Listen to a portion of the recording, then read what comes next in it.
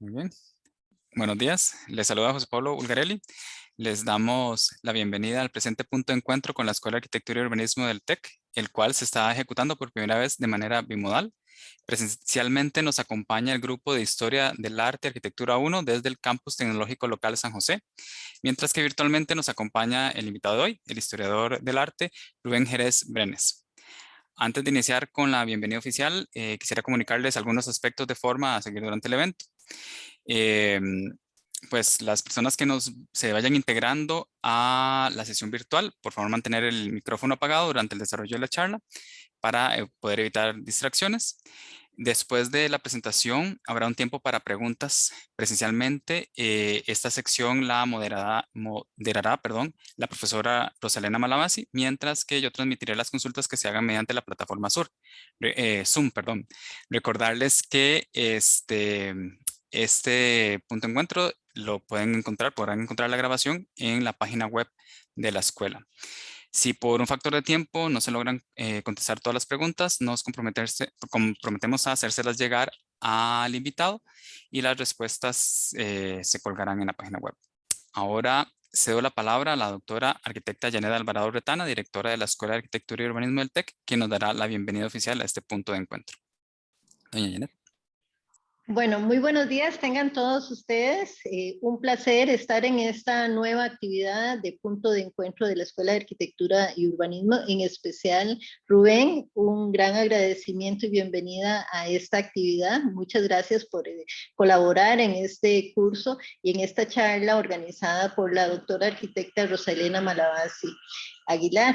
Para nosotros es un gusto tener siempre a profesionales tan destacados como su persona y no tengo duda que para quienes nos oyen, y ya sea presencialmente o por medios digitales, va a ser un tema de mucho provecho y mucho interés. Nuevamente, bienvenidos todos y todas.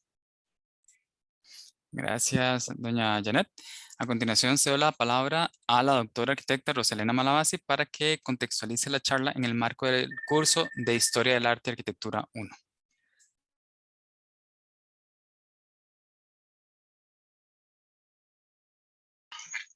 Muy bien, bueno, tengan todos muy buenos días. El agradecimiento al licenciado Rubén Jerez Brenes por acompañarnos esta mañana en esta charla que, como se mencionaba, es parte de las actividades del curso Historia del Arte y la Arquitectura 1. Hoy que precisamente estamos cerrando los contenidos del curso precisamente con el Renacimiento, y qué mejor que hacerlo con una charla que nos va a ampliar precisamente sobre uno de los temas que hemos estudiado. Es muy importante en estos cursos entenderlos como cursos en los que estudiamos realmente la arquitectura en realidad en relación con otras disciplinas, y evidentemente el tema del arte es algo estrechamente relacionado.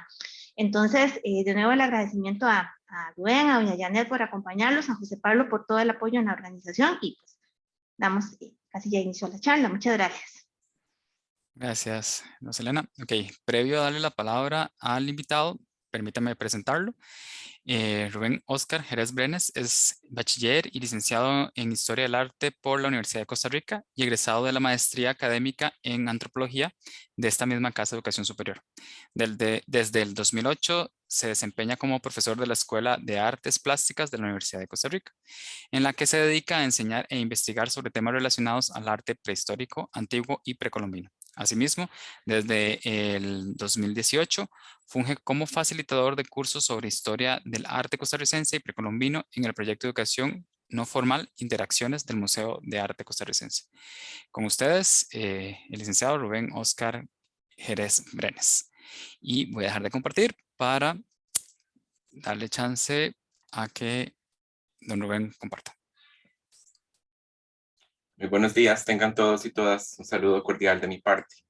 Mi agradecimiento a todas las personas involucradas en la organización pues, de esta charla y a la invitación pues, tan maravillosa de poder salir del marco institucional de mi propia universidad para poder compartir con estudiantes y profesores y público pues, de otra casa de enseñanza. Estos vínculos son sumamente valiosos. El tema que vamos a trabajar el día de hoy pues me parece tener una relación muy directa pues con las especialidades que les contó don José Pablo. Yo trabajo en la UCR, es el resultado de mi trabajo de licenciatura. Cuando hice mi tesis de licenciatura, esta versaba sobre el dibujo en la época del Renacimiento, y pues lo que van a ver es, a continuación junto conmigo, es una versión pues un poco resumida, una síntesis pues de los puntos que desarrollé en ese trabajo de investigación. Entonces, sin más, voy a compartir presentación y cerrar cámara para que discutamos un poco el tema que nos trae el día de hoy.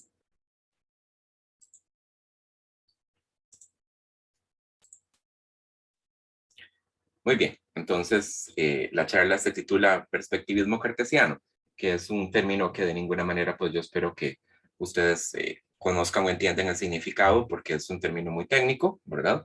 Así que lo primero que vamos a hacer es construir la teoría que nos va a ayudar a explicar justamente cuál es el sentido exacto que tiene esta frase, a qué es a lo que se refiere.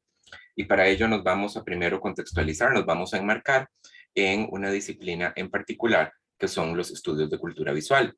Mucho de lo que vamos a conversar el día de hoy pues deriva de académicos y académicas que se desarrollan dentro de este campo. Lo primero que tendríamos nosotros que dejar en claro, como dice la diapositiva, es el hecho de que los estudios de cultura visual son un campo de acción académica que es completamente independiente de la historia del arte. Aunque tenemos, por supuesto, puntos en común, lo más importante pues a tener presente es que no estamos hablando de una metodología de la historia del arte, ni tampoco de una corriente teórica dentro de la historia del arte, sino de una disciplina completamente diferente. Esta disciplina surge pues durante la década de los 80s y 90s, aunque podemos encontrar algunos antecedentes de esta cerca pues de los años 70s. Es una disciplina que emerge primero que nada por el contexto de los años 80s y 90s, en donde las artes visuales comienzan a involucrar en su producción una serie de elementos que provienen pues de fuera del mundo del arte. Los artistas y las artistas comienzan a involucrar en la producción de sus obras elementos como por ejemplo cómics, imágenes de los medios de masas, imágenes de la publicidad, pequeños objetos, juguetes y demás. Y pues la historia del arte no contaba con una metodología o con unas teorías que fuesen capaces de discutir pues esos elementos. Por otro lado, también surge como el resultado del deseo de crear un campo de estudio más abierto y más totalizador, que involucrara pues aportes de todas las disciplinas que anteriormente tenían a la imagen como objeto de estudio. La sociología, la antropología, la historia del arte, los estudios sobre el cine, la teoría feminista, la teoría crítica, los estudios de la cultura, y todo eso va a terminar entonces fundiéndose en un campo multidisciplinar, transdisciplinar, que es el que vamos a conocer nosotros como los estudios de cultura visual. Los estudios de cultura visual se proponen como objeto de estudio el término cultura visual, es decir, la propia cultura visual. Y habría que comenzar entonces por tratar de definir qué es la cultura visual.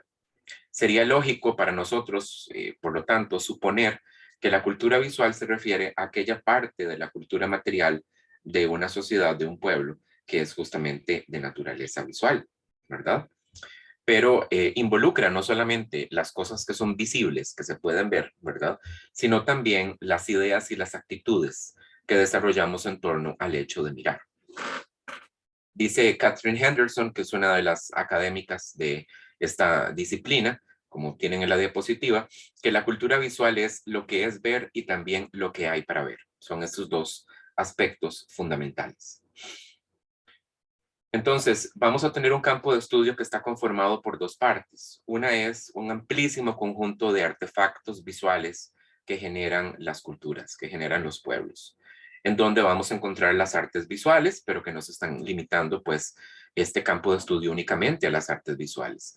Vamos a involucrar nosotros cosas como por ejemplo la arquitectura, los transportes, los automóviles, el diseño de páginas web, el cine, la fotografía, los paquetes, por ejemplo, en donde encontramos nosotros los productos que compramos, la ropa, bueno, un sinnúmero de cosas. Y la segunda, pues, corresponde a las actitudes y las ideas que gobiernan la propia experiencia de la visión. Y de manera colectiva vamos a identificar esas actitudes bajo el término de la visualidad. La visualidad, entonces, es todo este complejo de ideas, de nociones que gobierna y que modifica los objetos que forman parte de esa, digamos, primera capa de la cultura visual, que modifican pues todos esos artefactos que tienen como naturaleza el ser pues visibles o estar disponibles para la mirada.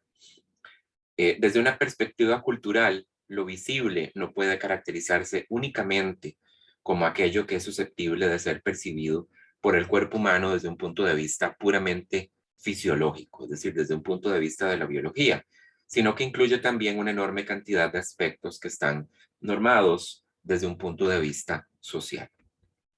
Entonces, este es probablemente el aporte más importante o el fundamento, el postulado teórico fundamental de los estudios de cultura visual. La idea de la visión como un fenómeno social.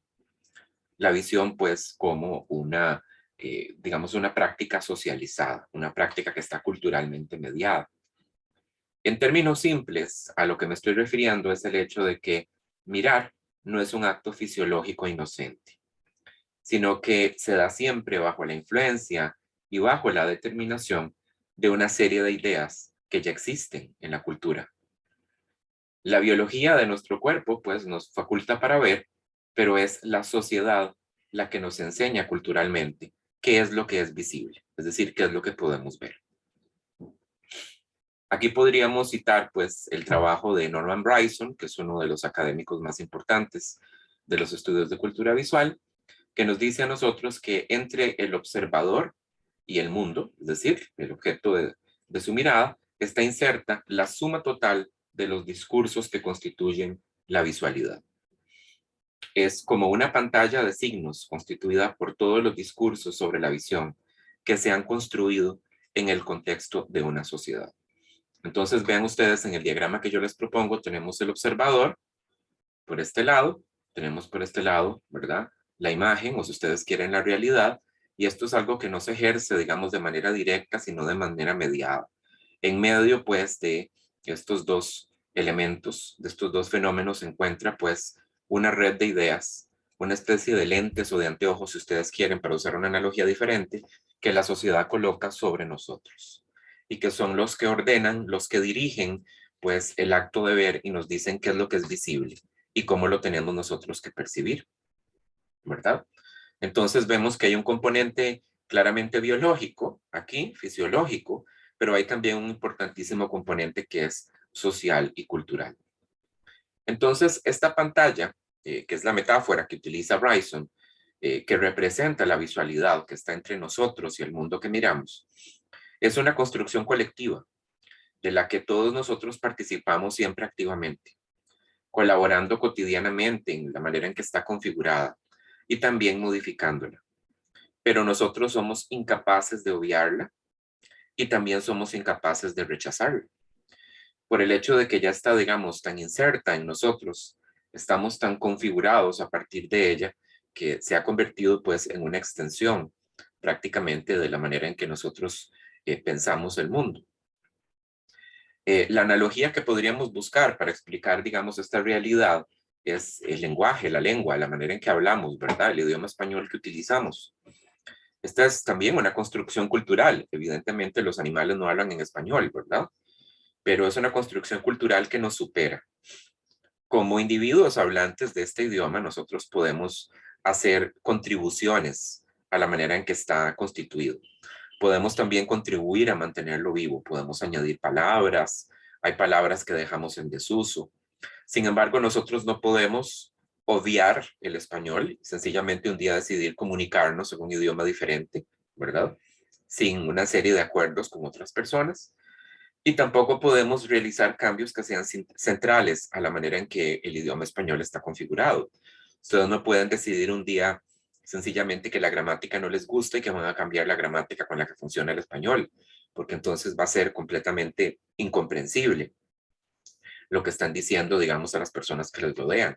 Esa sintaxis que utilizamos nosotros de sujeto, verbo y predicado, ¿verdad? No podemos sencillamente ponerlo patas arriba porque queremos, ¿verdad? Entonces, lo mismo ocurre con la visualidad. Es muy importante, entonces, ante esta idea de la visión como un fenómeno social, tener presente que las imágenes, es decir, entre ellas las obras de arte, sostienen la ideología particular de un grupo humano en muchos sentidos. Ideologías políticas, económicas, religiosas, Y esto incluye también las ideas que están relacionadas con la visión. Todo lo que es visualidad está sostenido y materializado en las imágenes. Y en una sociedad como la sociedad del Renacimiento, en donde los medios para producir imágenes, tecnológicamente hablando, son muy limitados, pues estamos prácticamente hablando de las obras de arte, ¿verdad? Eso es a lo que nos estamos refiriendo. Entonces, la manera particular en la que experimentamos la visión incide también directamente en la manera en que creamos imágenes. Hay una relación directa entre estas dos cosas, que es lo que señalan pues los y las académicas de la cultura visual. A estos términos que venimos ya revisando, discutiendo y definiendo, cultura visual, visualidad, la visión como un fenómeno social, también tenemos que sumarle uno más, que es el término del régimen escópico. Régimen escópico es otro de los conceptos que se acuñan en el contexto pues, de los estudios de cultura visual.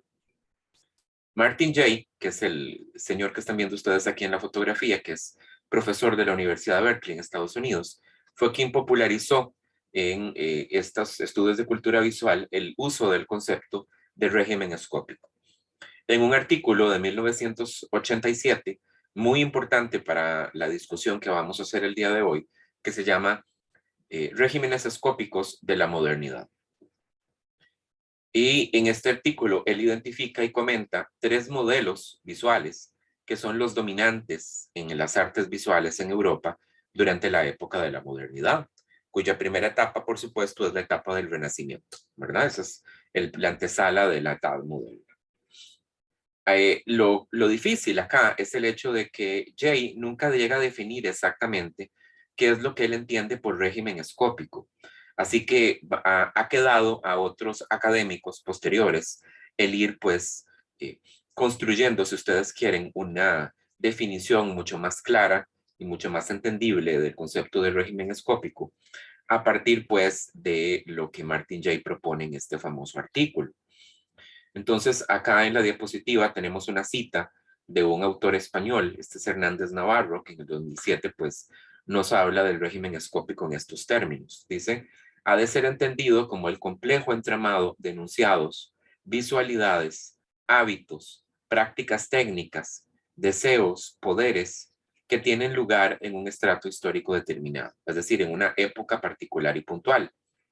Para entender lo que significa un régimen escópico, habría que atender no solo a la construcción social de lo visual, es decir, cómo colectivamente como sociedad nosotros definimos qué es lo visual, a la manera en que lo que vemos, lo que nos queda de una época, responde a unos parámetros culturales concretos, sino también y sobre todo a la construcción visual de lo social, al modo en que se visualizan los propios esquemas y diagramas culturales e históricos.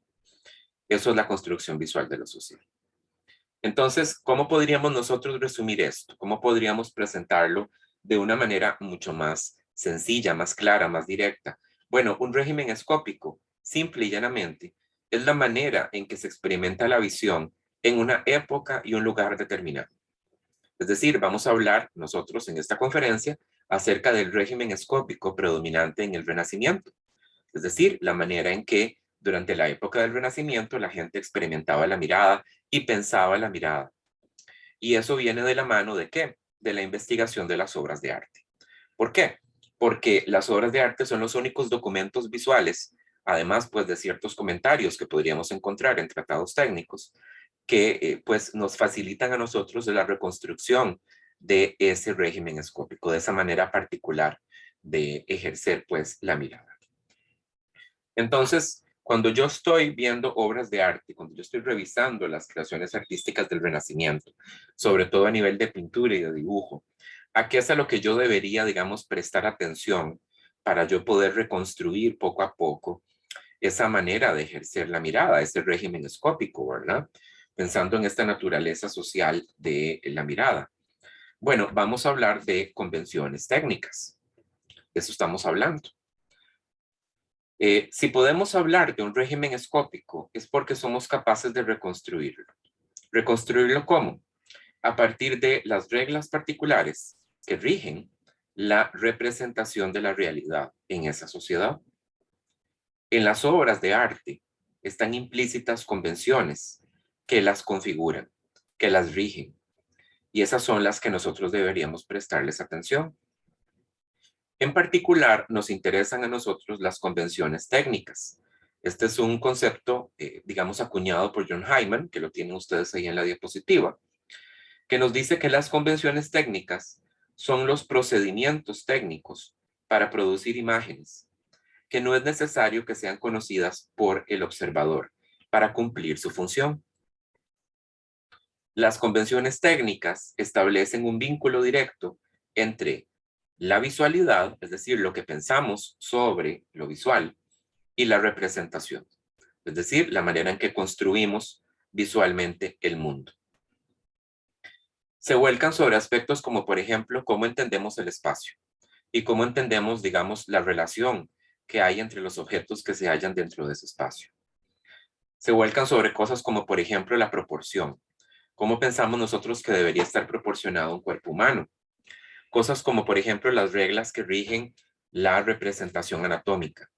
¿Cómo pensamos que debería estar, por ejemplo, constituido el cuerpo humano?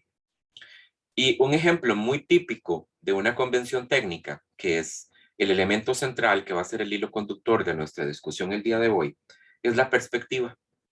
La perspectiva óptica es una convención técnica que nos permite a nosotros organizar el espacio dentro de una pintura, dentro de un dibujo, dentro de un relieve. Y tiene esta característica que decíamos antes, de que es un procedimiento técnico que no es necesario que sea conocido del todo por el observador para cumplir su función. Es decir, ustedes no necesitan de saber cómo hacer un dibujo en perspectiva para poder observar una pintura y decir, ajá, entiendo perfectamente la manera en que está configurado el espacio ahí y las relaciones que hay entre las figuras que pueblan ese espacio. Esos conjuntos, entonces, de convenciones técnicas van a conformar lo que llamamos lenguajes de representación, que son sistemas completamente integrados dentro de diferentes épocas de la historia del arte, a los que podríamos considerar nosotros como el aspecto más material, más, digamos, identificable con mayor facilidad del régimen escópico. El objetivo de estos lenguajes de representación, como les digo, sistemas integrados de convenciones técnicas, coherentes completamente, es la creación, la construcción del parecido. El parecido que nosotros podemos, digamos, engañosamente pensar que es una cuestión muy sencilla, que es una cuestión muy obvia, en realidad es algo que está mediado culturalmente de una manera sumamente fuerte. Veamos un ejemplo.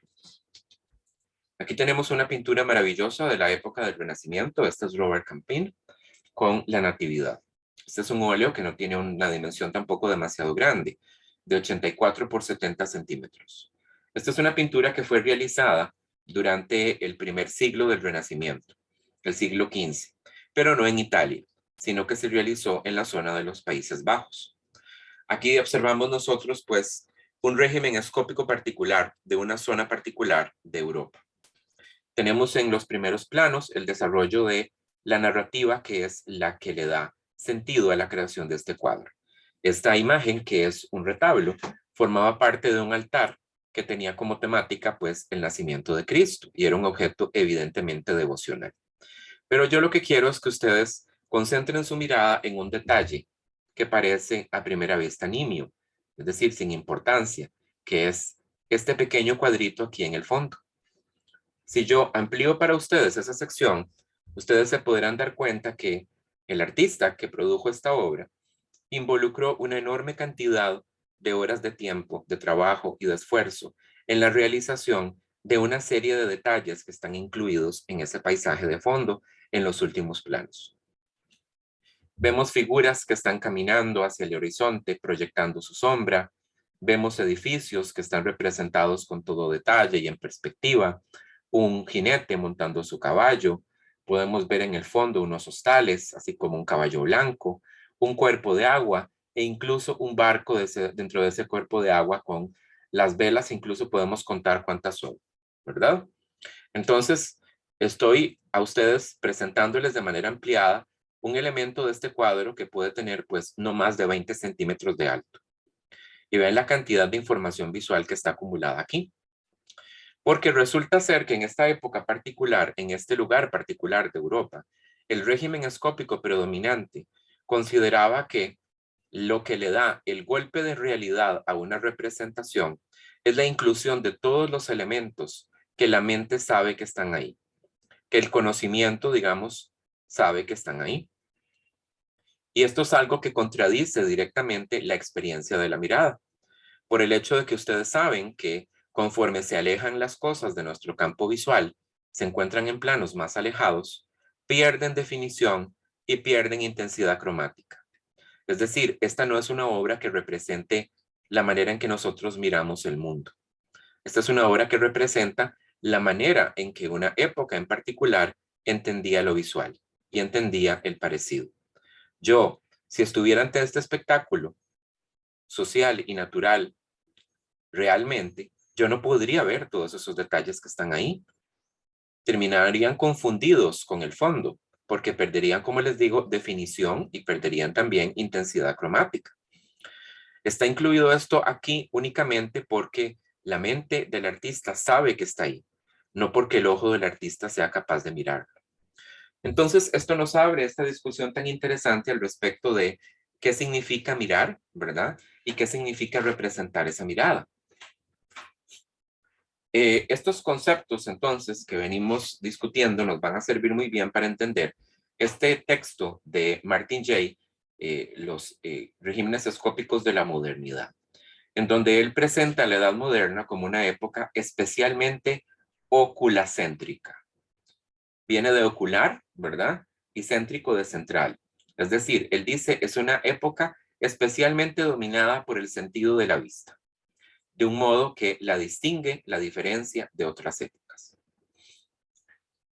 Jay nos dice que tenemos que desconfiar de la aparente regularidad de los lenguajes de representación utilizados por el arte europeo de la época de la modernidad, que es una época muy extensa que va desde el siglo XIV hasta el siglo XVIII. Es decir, la manera de entender la mirada y de representar el mundo que hay entre el Renacimiento, el Barroco y el arte neoclásico son muy variados, muy distintos. Él dice es un terreno disputado más que un complejo integrado de prácticas y de teorías visuales. Entonces, Martin Jay va a identificar la existencia de por lo menos 3 regímenes escópicos diferentes durante la Edad Moderna, a los que se relaciona con determinados momentos, con determinados estilos, con determinados lugares de Europa. Estos son, bueno, el aporte de él es el perspectivismo cartesiano, que ya por fin llegamos a la palabra que le da, pues, bautismo a esta discusión, que para él es el régimen escópico que predomina en el Renacimiento italiano. Rescata un término de la historiadora del arte Svetlana Alpers, que es el arte de describir, que para ella es el régimen escópico predominante en la pintura holandesa del Renacimiento y del Barroco. Y finalmente rescata el concepto de la locura de la visión, the madness of vision, por la filósofa Christine Glucksmann, que es el que ella utiliza para hablar de la manera particular en que se ejerce la mirada en los países católicos durante la época del Barroco, en Italia, en España, en Flandes. Y Jay nos advierte que hay que ser suficientemente, digamos, cautos para darnos cuenta de que estos son solamente, digamos, 3 elementos que han sido estudiados, caracterizados con fuerza por los académicos y que no es de ninguna manera una explicación acabada. Que la época de la Edad Moderna, en el contexto del arte europeo, es tan rica y tan compleja que solamente estos 3 conceptos no son suficientes para que nosotros caractericemos todo lo que sucedió allí. Y que esto no es más pues que un primer esbozo sobre el cual pues se podría pues construir otras cosas más. Nosotros entonces nos vamos a concentrar en discutir el tema del perspectivismo cartesiano. Es decir, la manera particular en que se experimenta la visión, la mirada, ¿verdad? En la época del Renacimiento. El régimen escópico del Renacimiento italiano. Y lo vamos a estudiar a través de las convenciones que en materia de pintura y de dibujo se utilizan pues para representar el mundo en el Renacimiento. Entonces, lo primero que tenemos que hacer es preguntarnos de dónde viene esta palabra. ¿Por qué perspectivismo cartesiano? Este es un término compuesto que alude entonces a dos cosas. Cartesiano viene, por supuesto, de René Descartes, que René Descartes es un famoso filósofo francés que pertenece a la corriente del racionalismo. Y perspectivismo viene de perspectiva óptica, que es, sin lugar a dudas, el invento, si ustedes quieren, el desarrollo más importante que realizan los artistas y los tratadistas del Renacimiento italiano en materia de representación visual en pintura y en escultura. El objeto de esta invención, de la invención de la perspectiva, era representar el espacio bidimensional, representar en el espacio bidimensional del soporte de la obra de arte las tres dimensiones de la experiencia cotidiana de la realidad. Cuando nosotros miramos el mundo, lo miramos tridimensionalmente y queremos trasladar esa experiencia directamente pues al cuadro. También queremos describir de la manera más verosímil posible la relación que hay entre las figuras y el espacio que las circunda, para que nosotros tengamos algo como lo que vemos en este cuadro de Rafael y entendemos perfectamente qué ocurre en el primer plano, qué está ocurriendo en el plano de fondo y cuál es la relación que hay entre esto que ocurre aquí y esto que está acá, ¿verdad? Desde un punto de vista espacial. De forma que el cuadro construya un espacio que es virtualmente coherente. Muchos historiadores e historiadoras del arte han señalado que la perspectiva óptica solamente corresponde parcialmente a la manera en que los seres humanos experimentamos el mirar. Es decir, como decía un historiador del arte muy famoso, Panofsky, es una forma simbólica, es decir, la perspectiva es otra forma de simbolizar el mundo. El espacio que genera la perspectiva óptica inventada en el Renacimiento es un espacio geométrico, es un espacio que es absolutamente coherente y totalmente regular. Cuando ustedes miran esta pintura de Rafael, ustedes están limitados por los bordes del cuadro. Pero si yo les pido a ustedes que extiendan el espacio perspectivo que construyó Rafael en este cuadro, más allá de sus límites, lo pueden hacer perfectamente. Esa es una facultad de la perspectiva.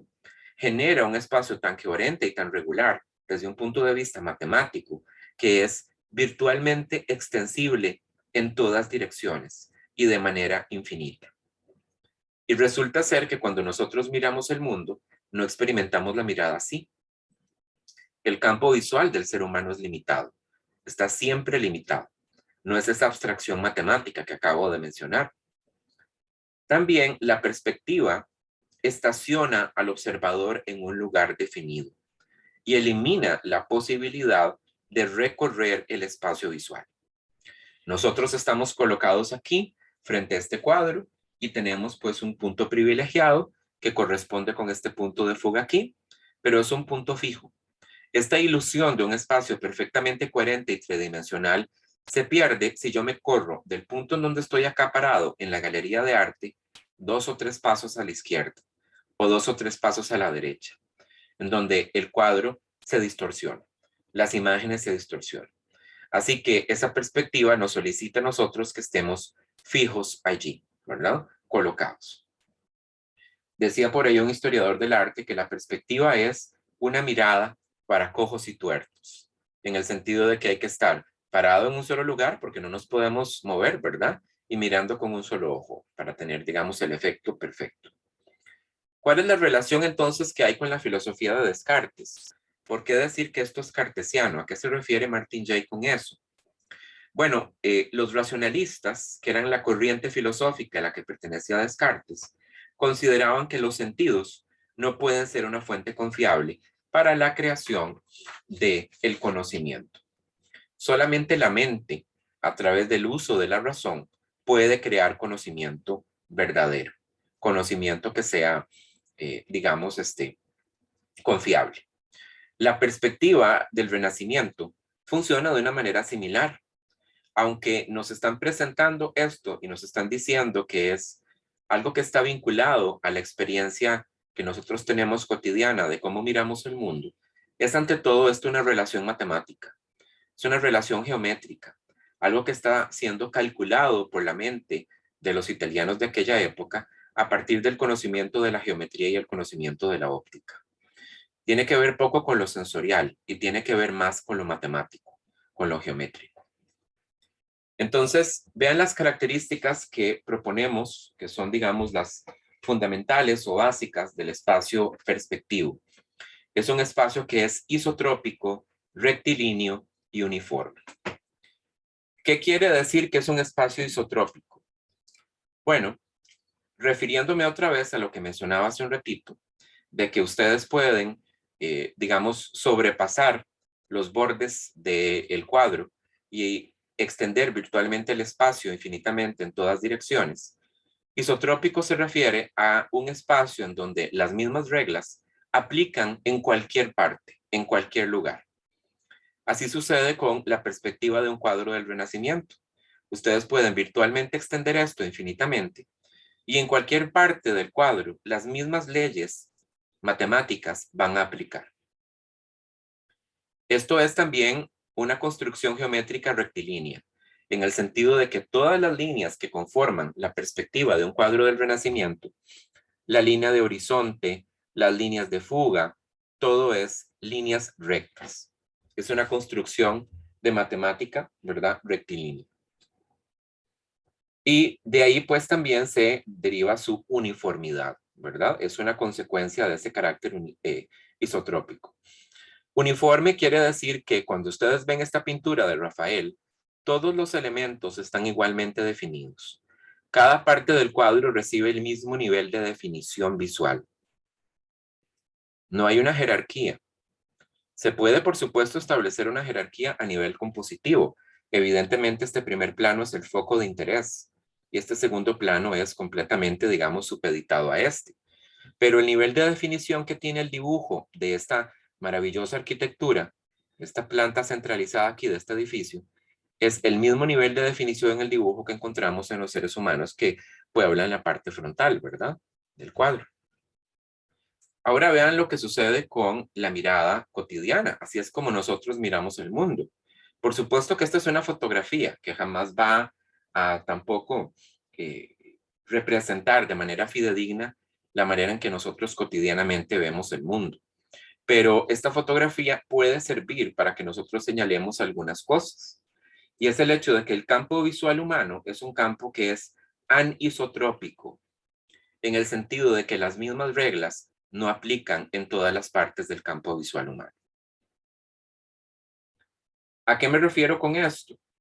Bueno, resulta que el campo visual humano no es rectilíneo como el que proponen los artistas del Renacimiento, sino que es curvilíneo. Ustedes están mirando lo que está ocurriendo sobre una gigantesca esfera que está flotando en el espacio, con unos ojos que son esféricos, con una luz que se proyecta sobre una retina que es cóncava. Así que lo que ustedes miran en la realidad no son líneas rectas, sino que son líneas curvas, pero son curvas muy sutiles, que solamente cuando nosotros miramos cosas de dimensiones realmente monumentales, podemos percibir la curvatura de nuestra mirada. Como cuando ustedes se colocan, digamos, de manera paralela a un camino o un par de líneas del tren y ustedes ven para una dirección hacia la derecha y para otras a la izquierda y ustedes pueden sentir cómo se curva, ¿verdad? Esas líneas que son, digamos, rectas, entre comillas, en la realidad. Eso quiere decir que el campo visual humano escorza, ¿verdad? Se acelera la perspectiva conforme nosotros nos acercamos a la parte superior, a la parte inferior, ¿verdad? A la izquierda extrema o a la derecha extrema.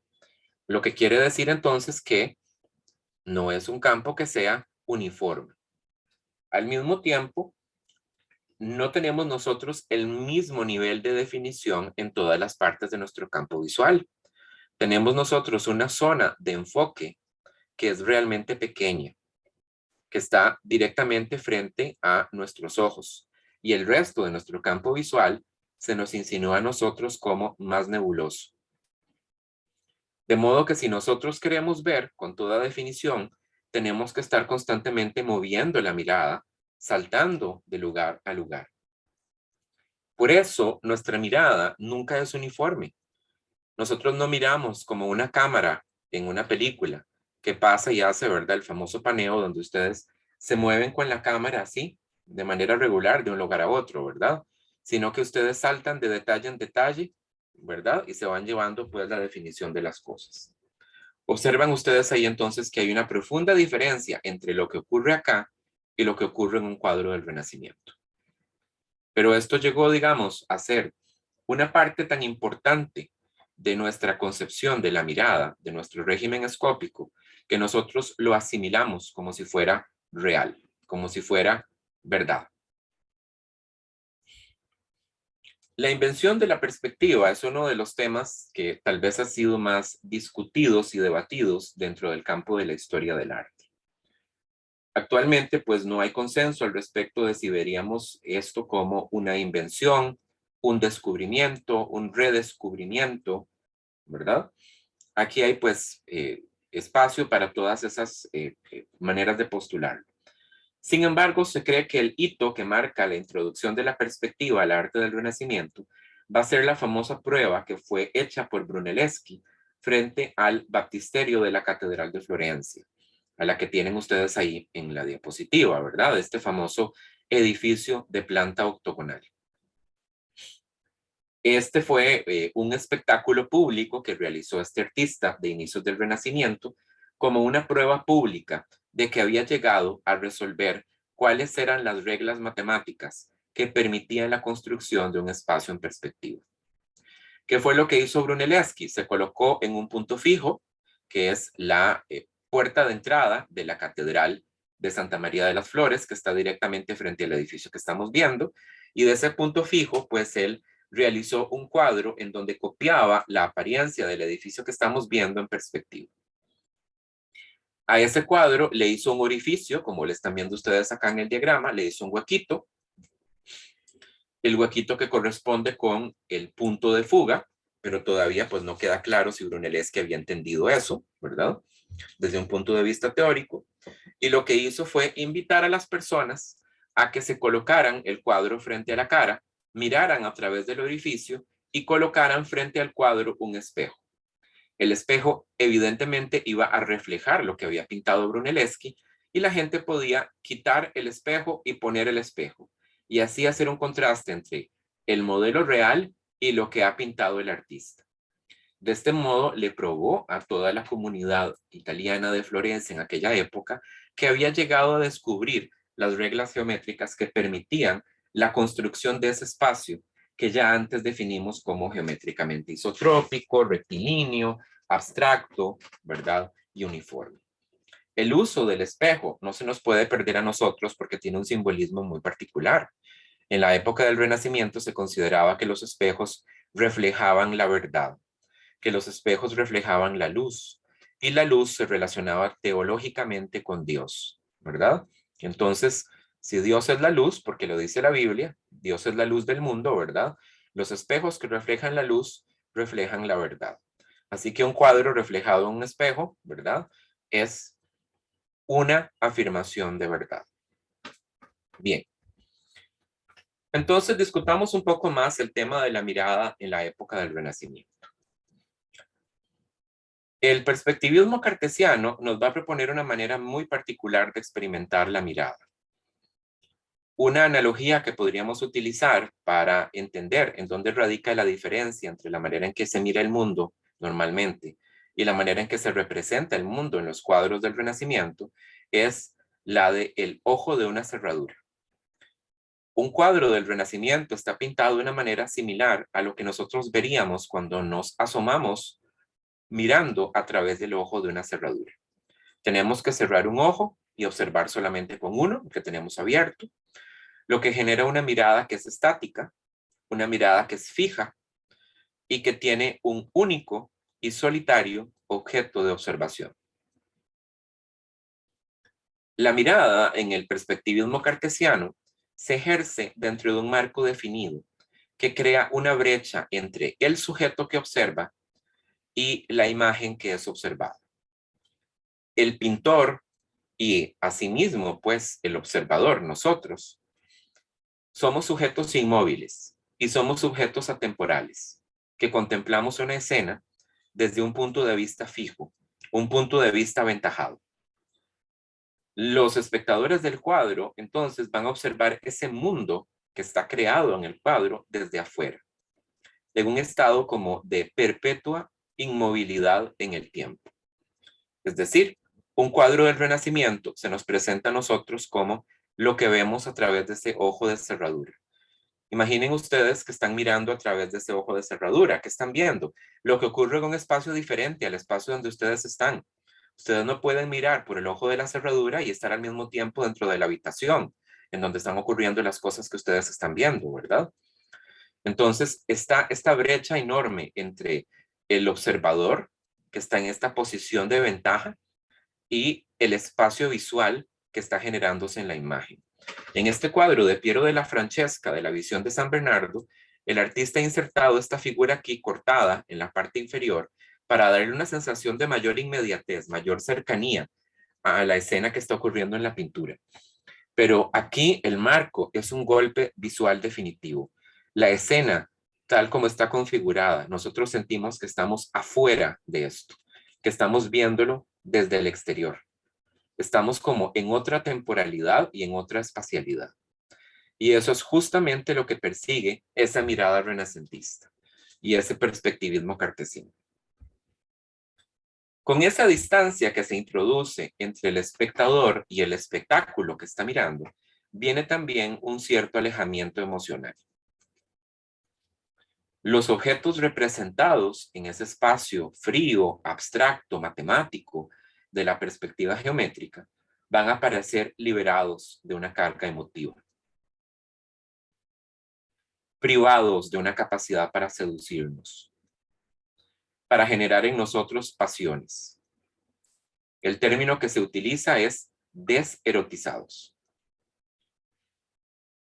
Esa circunstancia debió haber sido percibida de manera muy positiva por la sociedad del Renacimiento, porque iba acorde con los intereses estéticos y también morales de aquella época. En la época del Renacimiento se buscaba imitar, desde un punto de vista estético me refiero, la belleza del arte clásico. Y el arte clásico, el arte de Grecia y Roma, como ustedes bien saben, no se basa en la expresión abierta de las emociones, sino en la comunicación de una serenidad y de una racionalidad. Desde un punto de vista moral o desde un punto de vista ético, esa deserotización de la mirada resolvía el problema del deseo ocular. ¿Qué es el deseo ocular?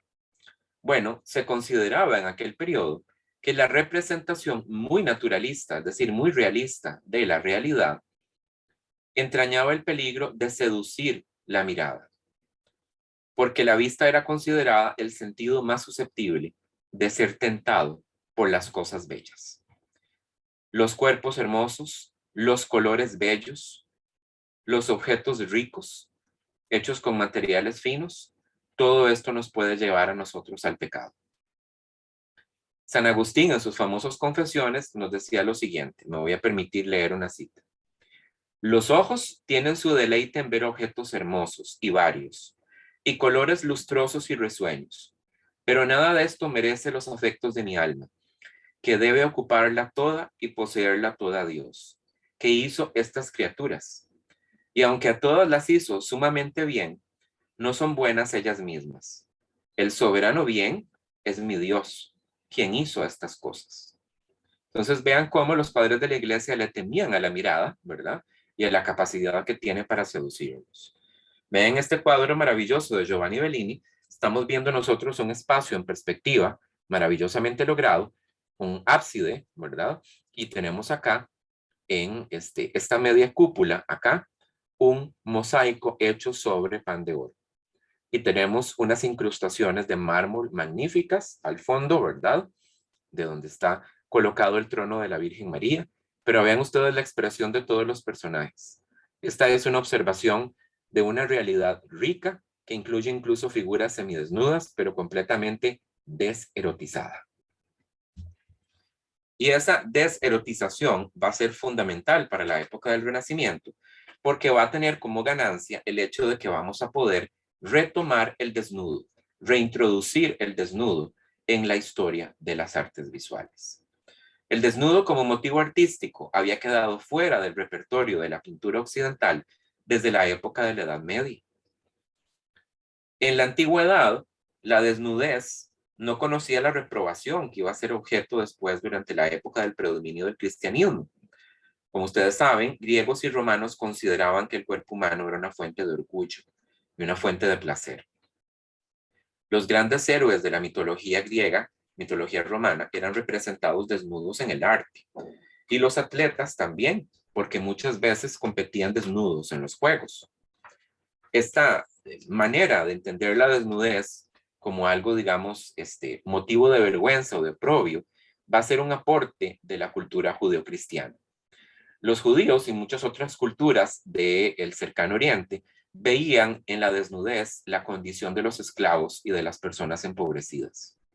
Y el cristianismo va a heredar esa apreciación de la desnudez, que se va a unir con la filosofía platónica y va a desencadenar que en la Edad Media, predominada con un predominio cristiano, las únicas figuras desnudas que aparecen en el arte son las que se citan específicamente desnudas en el texto bíblico, como Adán y Eva. En la época del Renacimiento, que andamos en busca de revivir muchos de los elementos de la cultura clásica, la deserotización de la mirada nos va a permitir construir cuadros como esta joven desnuda al espejo de Giovanni Bellini. Este es un desnudo magnífico, pero es un desnudo que no proyecta erotismo hacia ninguna parte. Es una mirada que está desapasionada.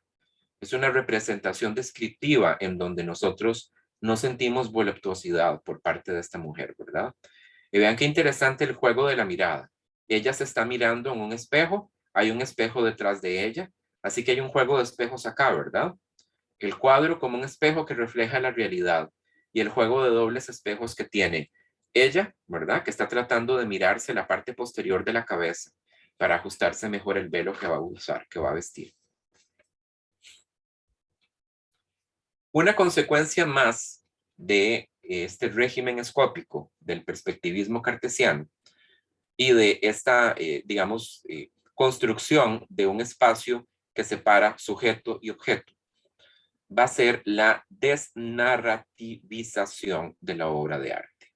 Palabra más pesada. Este término va a hacer referencia a la seducción que el espacio perspectivo ejerce sobre los artistas del Renacimiento, lo cual va a desembocar en una relativa pérdida de interés por el tema. Va a ser más importante la creación de un espacio perspectivo maravillosamente concertado que el tema mismo que se está representando en la pintura.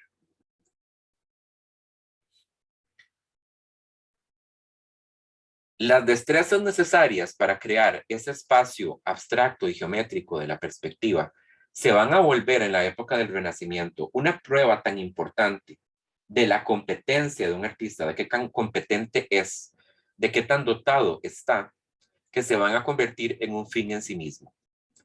Los artistas se van a educar a sí mismos en perspectiva con tanto rigor que van a crear composiciones en donde pueden hacer magistral exhibición de sus dotes para crear un espacio perspectivo.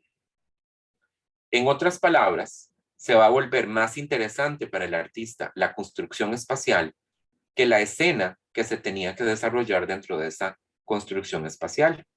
Y esto es grave si lo podemos nosotros pensar desde el punto de vista religioso. Al final, esto que estamos viendo es un retablo que estaba pensado para ir a una iglesia o para ir, pues, a la capilla personal de un noble, y estaba pensado para la devoción. Y esto tiene una serie de elementos distractores que a nosotros nos quitan la mirada en donde debería estar colocada, que es la historia sacra que se está representando acá. Va a haber entonces una disminución del carácter discursivo de la imagen, que viene de la mano con la conquista de cada vez mayor realismo, de cada vez llenar más el cuadro de figuras y de objetos que están únicamente en función de decir, vea qué bien que hago la perspectiva, y no de contar ninguna historia. Este cuadro de Carlo Crivelli me parece a mí maravilloso, porque aunque se supone que la escena fundamental es acá, se refiere a la anunciación, ¿verdad? Tenemos aquí el ángel anunciándole a María que va a quedar, ¿verdad?, embarazada milagrosamente de Cristo, acompañada por un santo, que es probablemente el de la devoción de la persona que encargó esta obra. Lo que, por supuesto, captura nuestra mirada es la profundidad de este espacio, este arco de inspiración clásica aquí, la perspectiva que se genera en este edificio, los elementos que se han colocado acá, el pavo real, ¿verdad? Vean ustedes acá este textil que es de origen oriental y por lo tanto rico, fino, exótico, ondeando al viento. Y aquí en el borde del cuadro un par de frutas que están proyectando sombra y se están también saliendo del espacio virtual creado por la perspectiva. Y estas dos frutas aquí no están aportando nada simbólicamente a la historia que se está contando. Están sirviendo únicamente el propósito de demostrarle al observador lo hábil que es Carlo Crivelli con la construcción de la perspectiva. Veamos otro ejemplo, más antiguo. Este es Piero de la Francesca con un detalle del políptico de San Antonio. De nuevo, el tema es la Anunciación.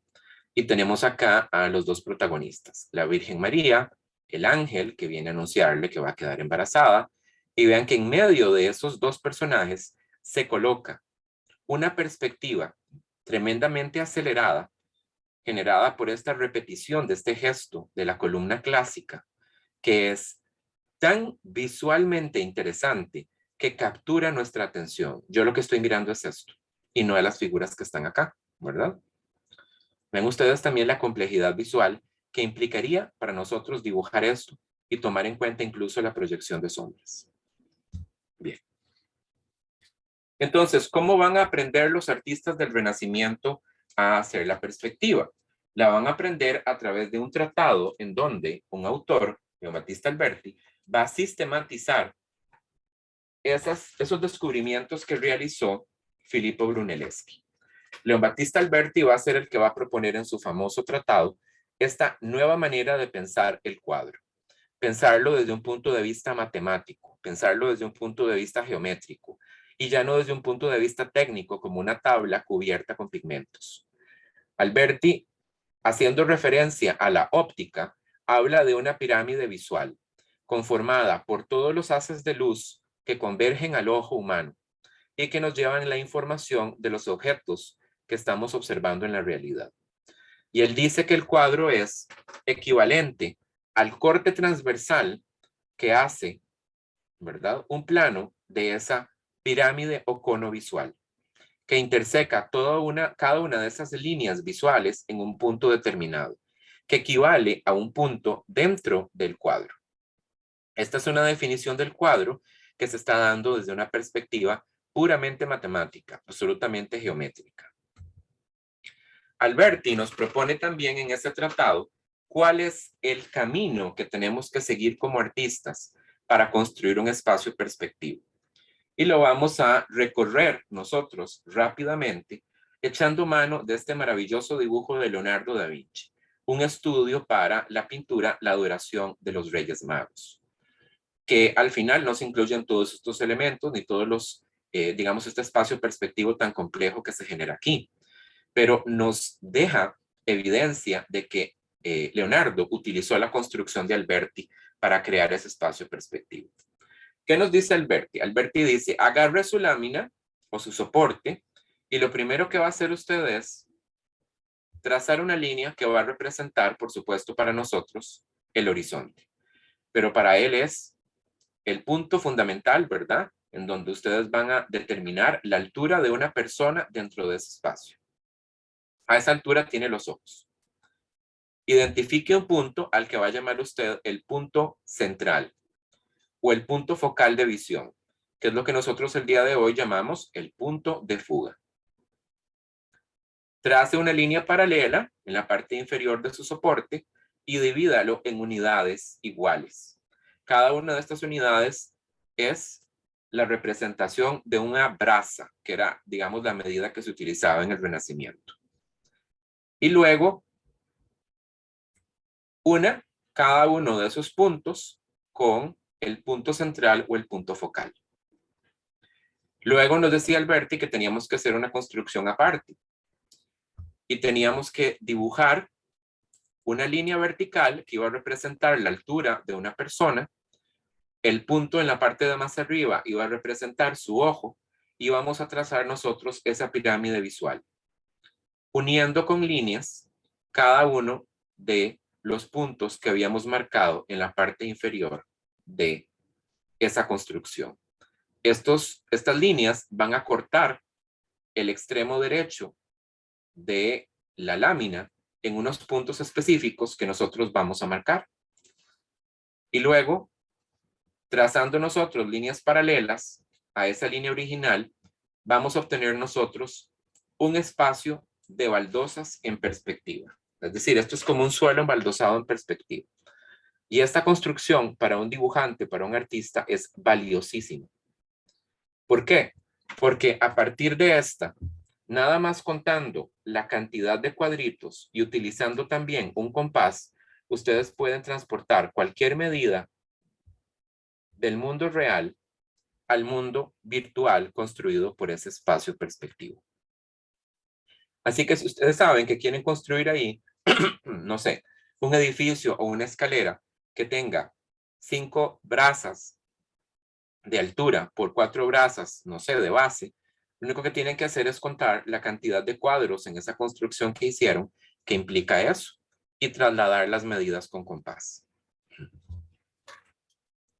Leonardo, posteriormente, nos va a proponer a nosotros la importancia que tiene el dibujo dentro de la práctica del arte en el mundo del Renacimiento. Pero él no va a ser más que el último que aporta, digamos, la última expresión de toda una tradición que se viene gestando al respecto de este perspectivismo cartesiano desde el inicio del Renacimiento. Cosas como la perspectiva no eran algo que ustedes podían aprender utilizando óleos, gastando sus materiales, ¿verdad?, tan valiosos como soportes de madera preparada, telas que ya estaban listas y pinturas que costaban mucho producir. Ustedes tenían que aprender a hacer el espacio en perspectiva valiéndose de un medio que fuera rápido, sencillo y práctico. Ese es el punto de nacimiento de la importancia del dibujo. El dibujo es el medio que les va a permitir a ustedes la practicidad que se necesita para poder estar practicando en el contexto del taller cómo hacer esa construcción tridimensional, cómo aprender bien a hacer ese constructo que nos enseñó a nosotros Alberti. Y esto no fue un cambio que se dio de la noche a la mañana. En la Edad Media, el soporte que ustedes encontrarían más similar a un papel para hacer un dibujo era el pergamino, que el pergamino se fabricaba a partir del cuero de los animales. Era un material que era demasiado caro como para que ustedes hicieran en él una práctica que no iba a significar para ustedes una ganancia económica.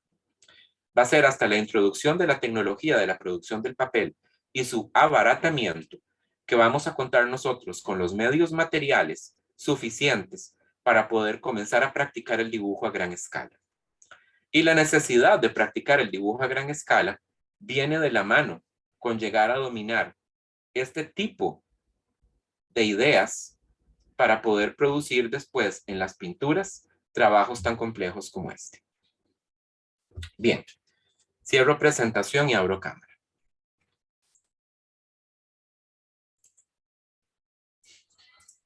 Espero que lo hayan disfrutado. Quedo entonces pendiente a sus preguntas si hubiese alguna.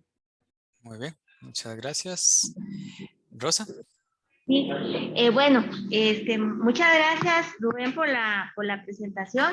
Abro el espacio si hay alguna pregunta de los presentes acá. ¿Usted tiene una pregunta? Así, se escucha, me dice si se escucha. A ver, sí, adelante. ¿Se escucha, verdad? Sí, sí. Adelante. Si el papel era tan caro, entonces, ¿en qué medio practicaban? Porque no creo que llegaran y dijeran, vamos a ver esto de un solo. Sí, es un proceso que es muy paulatino. Es decir, poco a poco se va dando. El papel ingresa en Europa al final de la Edad Media y hay molinos de papel importantes en Italia y también en España. Pero producir papel de buena calidad también era caro, no tan caro como hacer pergamino, pero también era caro. Va a ser hasta que después se va a descubrir una manera de utilizar los subproductos de la creación de paños y de textiles para producir papel. Y como hay en Italia una gran, digamos, economía basada en exportar textiles, todo lo que, digamos, la industria textilera descartaba, los molinos de papel lo podían utilizar para hacer papel de algodón y lino. Antes de que se diera esta gran revolución del papel, lo que tenías que utilizar era una tabla de madera que se cubría con una preparación que se llamaba la tierra, que era una mezcla de materiales químicos que daba una superficie blanca. Pensá, digamos, como enyesar una tablita.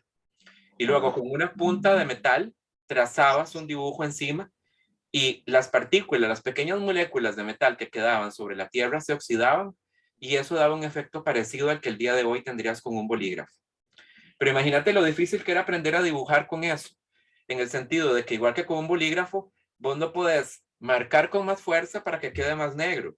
El trazo delgado o el trazo, digamos, con fuerza y presión da el mismo color. Además de eso, no podés hacer degradaciones. Entonces, era un método que no era muy práctico y tenía la practicidad de que cuando el maestro te veía el dibujo que habías hecho y te decía, mira, estás mal aquí y acá, ¿qué hacías? Raspabas la madera, volvías a aplicar tierra y tenías otra superficie en la que podías dibujar. Entonces era un instrumento de practicar y practicar, como pensar en un pizarrín, una cosa así. Gracias. Perfecto. Muchas gracias. ¿Alguna otra pregunta o comentario al respecto? No sé. ¿Una duda? Sí, yo creo que realmente es fundamental entender el tema del dibujo porque también en la misma disciplina del arquitecto es realmente la forma en la que nos expresamos.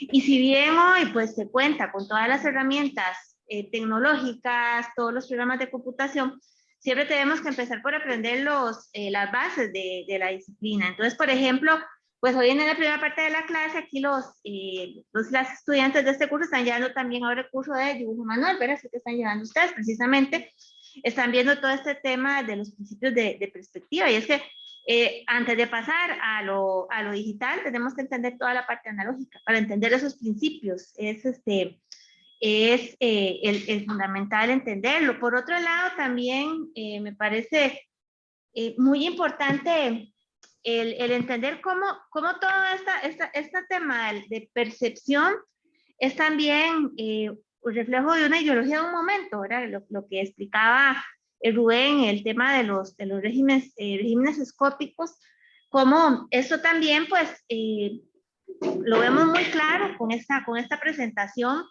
en la pintura y como también en la misma arquitectura y cómo van también de la mano en las intenciones que se tienen. Tal vez Rubén, si pudiera referirse, porque estábamos viendo en la primera parte de la clase el tema de los trampantojos, como el caso de la iglesia de San Andrea en Mantova, que tiene los casetones pintados. También ya el uso de este recurso, de generar esta perspectiva, pero ya no sobre un lienzo o sobre el soporte de madera, sino que ya directamente teniendo la arquitectura como el soporte de esa pintura. Tal vez usted pudiera referirse un poco a es otro tema también muy interesante en esta parte del Renacimiento. Claro, por supuesto. Bueno, el tema del dibujo es fundamental y la cuestión, digamos, del dominio del dibujo manual. También me gustaría a mí subrayar que todo esto de la perspectiva no era tan fácil de aprender en la época, digamos, del Renacimiento como sería fácil, por ejemplo, digamos, para los estudiantes el día de hoy, cuando hay una sistematización muy clara de este conocimiento, ¿verdad? Y hay profesores, digamos, que ya han desarrollado una pedagogía para enseñarlo. Es decir, conseguirte el tratado de Alberti, leértelo y tratar como de descubrir la perspectiva sobre una serie de indicaciones escritas era muy difícil. Entonces, algunos artistas de la época desarrollaron algunas herramientas o ingenios que eran, digamos, una especie de ayuda a todo esto. Voy a permitirme compartir un momento de nuevo.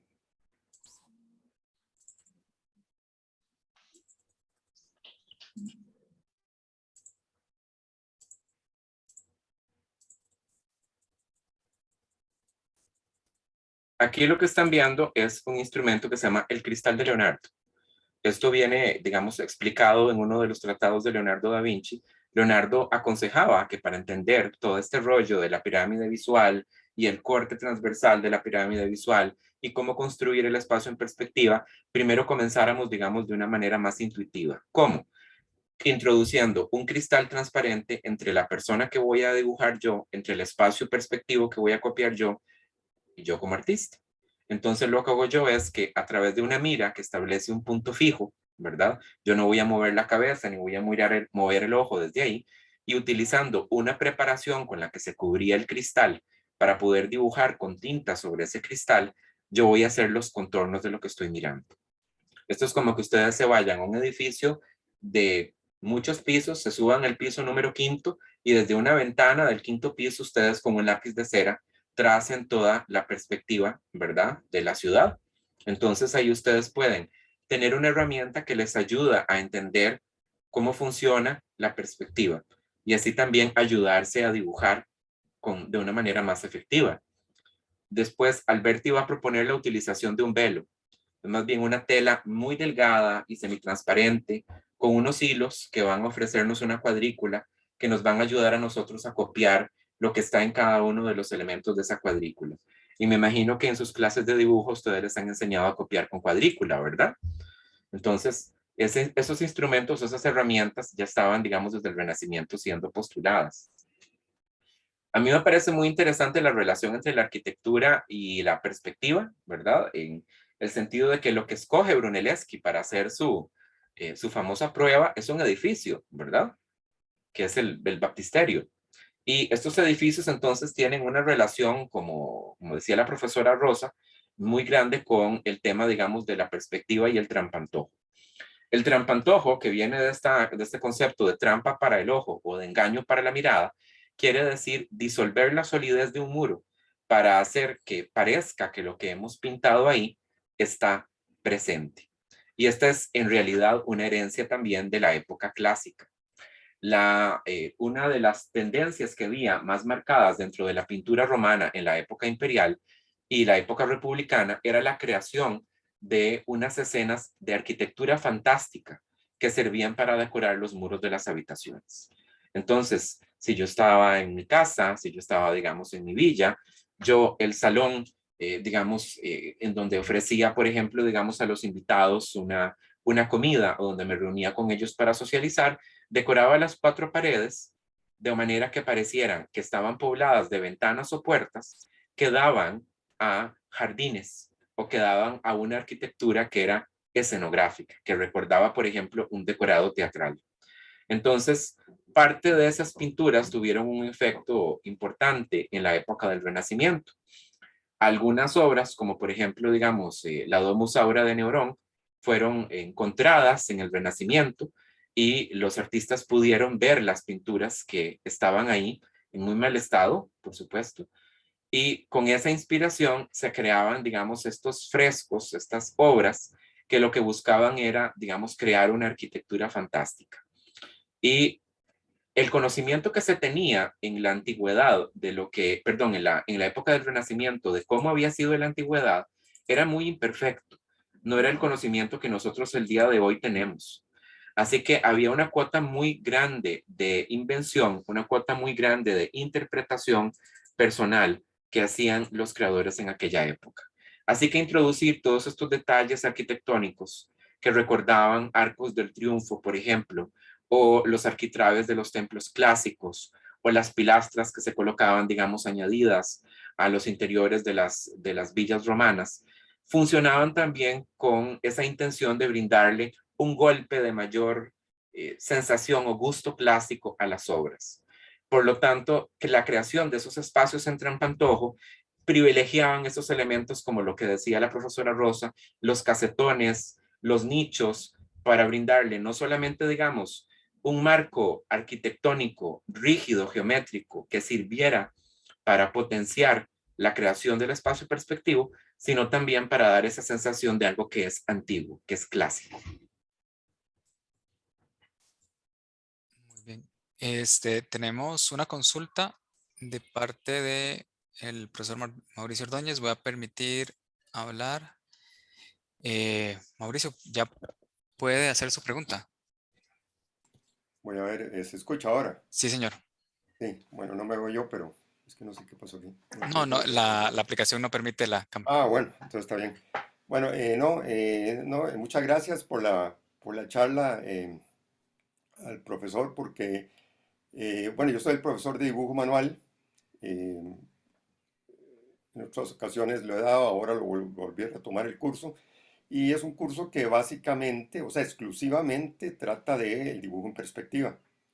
Porque lo que son representaciones ortogonales o isométricas, pues se ven en otras materias como geometría descriptiva. Y evidentemente, pues nos basamos en la representación cartesiana, en la representación, digamos, lineal, ¿verdad? En la perspectiva lineal sobre el plano, pero sin excesivo tecnicismo.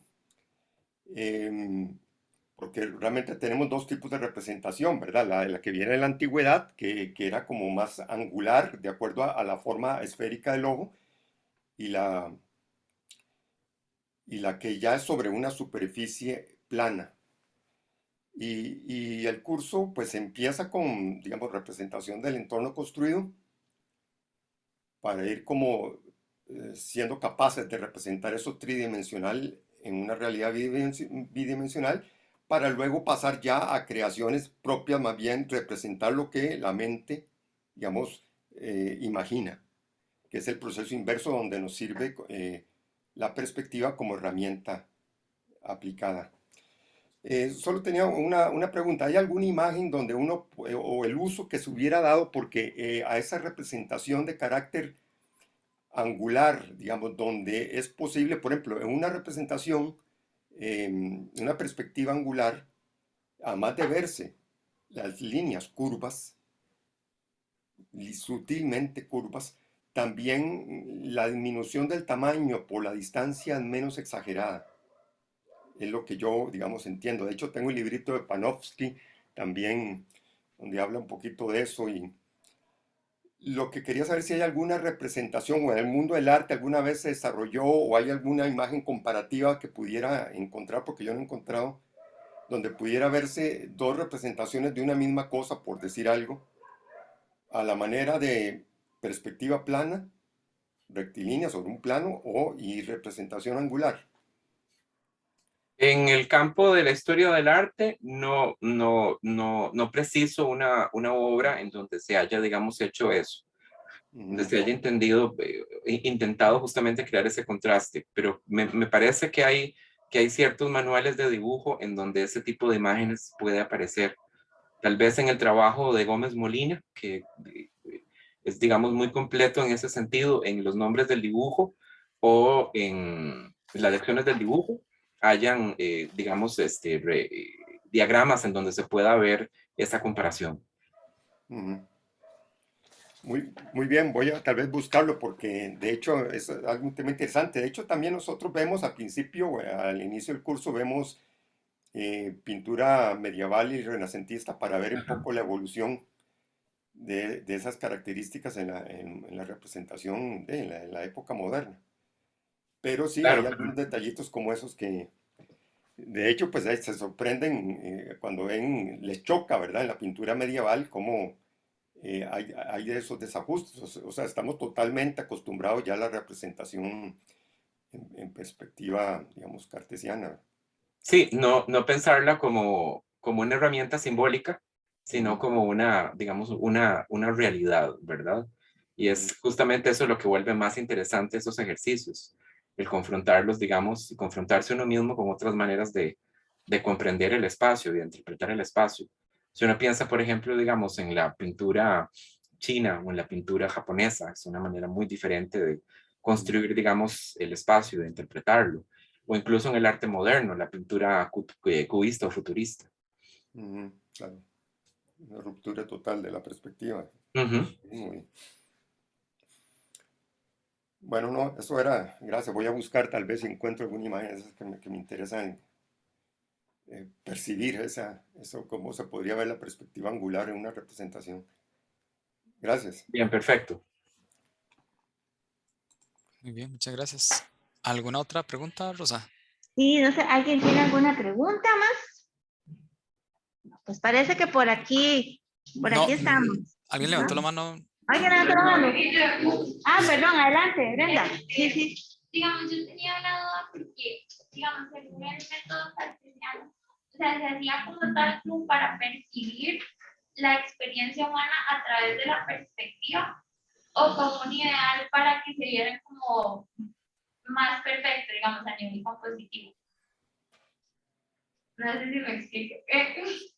No, más bien creo que no te escuché muy bien. Si me pudieras como... Aquí, acérquese aquí. Ahí es, aquí está el aparatito. Ahí. Aquí. Bueno, hola. Digamos, yo tenía una duda porque me pareció curioso que si en realidad el método se realizaba como para percibir como tal la experiencia humana, con esto de, pues, de la vista anisotrópica, ¿verdad? O si verdaderamente se hacía como para representar verdaderamente como de forma perfecta e ideal, o es como un plano más natural, digamos, del entorno. Sí, te entiendo. Es una mezcla de las dos cosas, en realidad.